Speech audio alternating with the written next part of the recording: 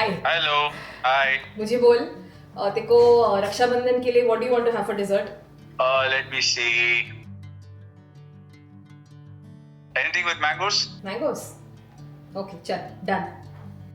So, on my brother's request, I am making Mango Phirni for Raksha Bandhan this year. Before we begin making the mango phirni, first thing we need to do is soak these clay pots in water for about 30 minutes. To make Mango Phirni, use good quality juicy ripe mangoes, preferably Indian ones like Alfonso or Kesari.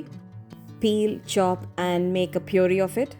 Of course, if you don't have access to fresh mangoes, you can always use store-bought mango puree or pulp. Soak some saffron in warm milk. I have soaked basmati rice in water for about 30 minutes.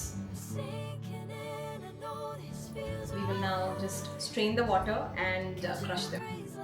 This is a key step in making phirni. Soaking the rice helps soften the grains a bit. Ensure that they are completely dry before you start grinding them.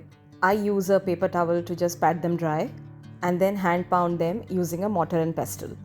When crushed, it should be coarse and grainy. Mix the crushed grains in a bowl of milk and set it aside. Then add milk to a pan. So boil the milk for a couple of minutes and don't forget to scrape the sides as you boil it, and just keep stirring it to avoid scorching it. And now we'll add rice and milk mixture to the pan and quickly just mix it. We again continue to cook this for another 7 to 8 minutes till the rice gets cooked. It's important to keep the flame on low to medium while this cooks.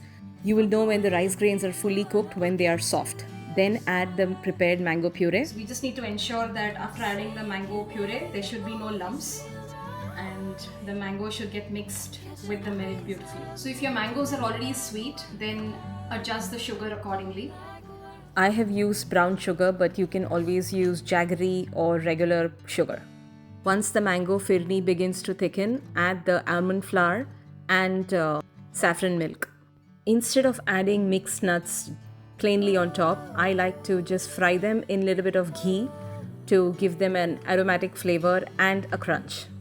Pour the prepared mango phirni in clay pots and then top it up with the fried nuts. Sprinkle some edible rose petals for garnish and then cover them with cling wraps and store them in the freezer for 5 to 6 hours. So your wish is my command. You had said make something mango for Raksha Bandhan. So here it is. This is Mango Phirni and that's for you. And I wish I could really give this to you. But happy Raksha Bandhan. Happy Rakshabandhan. That's so sweet. I wish I could eat it. Thanks a lot, but Hope you too give this delicious mango phirni recipe a try this festive season.